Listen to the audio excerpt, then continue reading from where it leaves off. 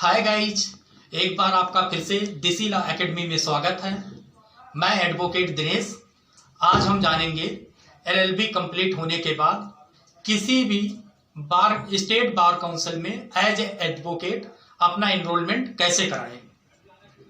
मैंने देखा है बहुत सारे बच्चे होते हैं जो कि एलएलबी तो कंप्लीट कर लेते हैं, लेकिन उनको पता नहीं होता किसी भी स्टेट बार काउंसिल में रजिस्ट्रेशन कैसे कराया जाए।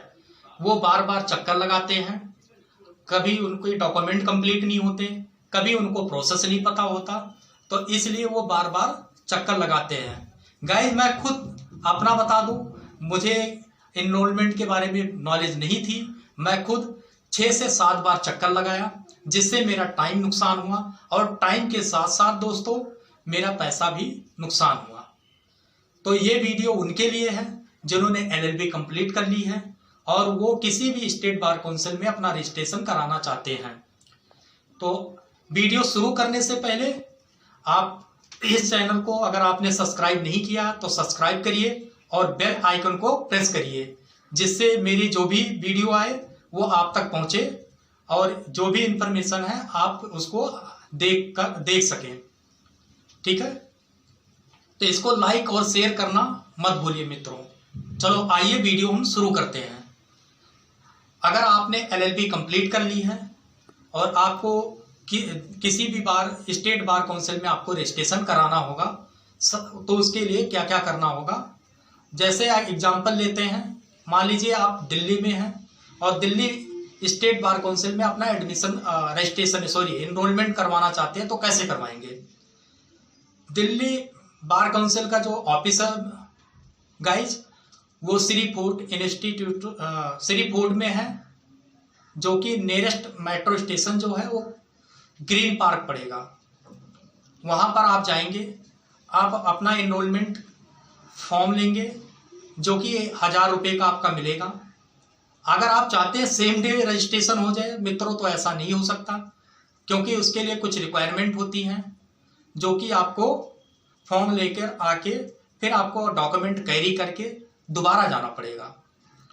आपको बता दूं, अगर आपने फॉर्म परचेज कर लिया, सबसे पहले उसमें आपको 2 एडवोकेट से जो कि दिल्ली बार काउंसिल में जिनका एनरोलमेंट हो और जिनको प्रैक्टिस करते हुए 10 साल हो गया हो, चाहे हाई कोर्ट में चाहे किसी भी डिस्ट्रिक्ट कोर्ट में, उनका 10 साल का प्रैक्टिस होना जरूरी है। वो आपको अटेस्टेड करेंगे। उसमें आपका करेक्टर सर्टिफिकेट होता है आपके फॉर्म के अंदर, उसमें 2 एडवोकेटों का अटेस्टेड करना जरूरी है। उसमें मेंशन होता है कि मैं XYZ को इतने दिनों से जानता हूं, इनका जो बिहेवियर है वो अच्छा है, और वहां पर वो अपना साइन करेंगे और अपना स्टैंप लगाएंगे, जिसमें उनका एनरोलमेंट नंबर होता है और किस साल में उन्होंने एनरोलमेंट कराया वो उसमें मेंशन होता है। ठीक है, इसके बाद ये तो हो गया ये। इसके बाद हम जानते हैं कि हमें कॉलेज की तरफ से क्या क्या डॉक्यूमेंट रिक्वायरमेंट होता है। सबसे पहले दोस्तों, सबसे पहले जो मोस्ट इंपॉर्टेंट है वो आपका अटेंडेंस सर्टिफिकेट। आपने जिस कॉलेज से आपने लॉ की है वहां से आपको एक अटेंडेंस सर्टिफिकेट बनवाना होता है, जिसमें मेंशन होना चाहिए कि आपने क्लास में अटेंडेंस जो है 75% से ज़्यादा आप प्रेजेंट रहे हैं और आपने क्लास ली है। ठीक है, दूसरी चीज जो रिक्वायरमेंट होती है, आपने एलएलबी तो कंप्लीट कर ली, उसका सर्टिफिकेट, सारे सेमेस्टर का सर्टिफिकेट आपके पास होना जरूरी है। इसके अलावा उसका आपको डिग्री भी जरूरी है। बहुत से स्टूडेंट ये सोचेंगे कि मैंने तो एलएलबी अभी जल्दी की और डिग्री तो इतनी जल्दी मिलेगी नहीं, तो उनके लिए एक रास्ता है मित्रों, वो प्रोविजनल डिग्री के लिए अप्लाई कर सकते हैं। ठीक है, एक बार मैं आपको सारे डॉक्यूमेंट बता देता हूं। एक बार आप किसी भी पेपर में या पेपर पेन से आप कहीं पर नोट डाउन कर लीजिए, जिससे आप ये डॉक्यूमेंट कैरी करके ही आप रजिस्ट्रेशन के लिए जाएं। सबसे पहले आपका हाई स्कूल का मार्कशीट और उसकी सर्टिफिकेट आपको ले जाना जरूरी है। दूसरी, आपको 10+2 की 12th की मार्कशीट और उसका सर्टिफिकेट भी ले जाना जरूरी है। तीसरी, आपने मान लीजिए ग्रेजुएशन किया, BA BCom या जो भी किया हो, उसकी उसकी आपको मार्कशीट और उसके लिए उसकी डिग्री आपको ले जानी होगी। ठीक है मित्रों, अगर आपने मान लीजिए पोस्ट ग्रेजुएशन की है, उसमें भी आपको डिग्री और डिग्री के साथ साथ आपको सर्टिफिकेट आपको लेके जाना जरूरी है।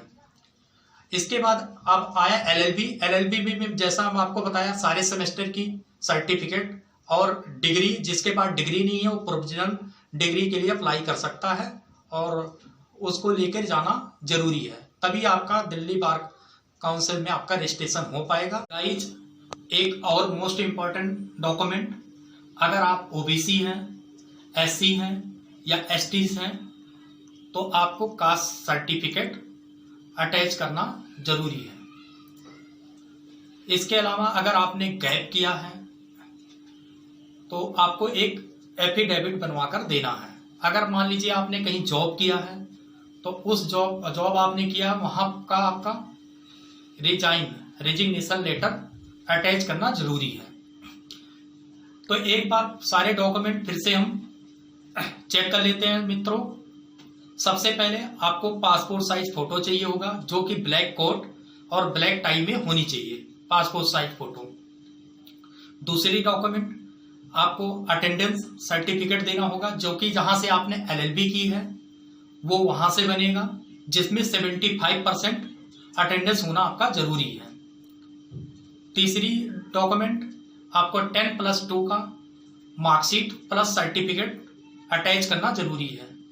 चौथा डॉक्यूमेंट, आपके ग्रेजुएशन के मार्कशीट प्लस डिग्री आपको अटैच करना जरूरी है।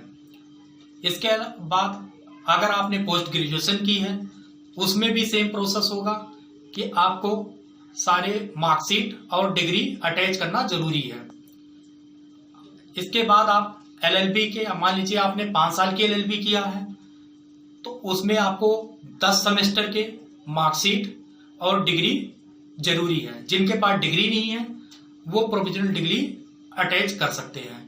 मान लीजिए आपने 3 साल का किया है एलएलबी तो उसमें आपको 6 सेमेस्टर के मार्कशीट और आपको डिग्री अटैच करना जरूरी है।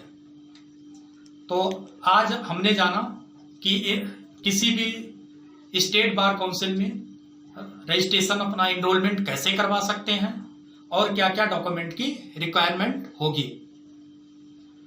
नेक्स्ट वीडियो में हम जानेंगे एआईबी के बारे में, जिसको ऑल इंडिया बार एग्जामिनेशन बोलते हैं। अगर आपने मेरे चैनल को सब्सक्राइब नहीं किया है तो बेल आइकन को प्रेस करिए, जिससे मेरी वीडियो आप तक पहुंच सके। तब तक के लिए आप ध्यान रखिए। Bye bye.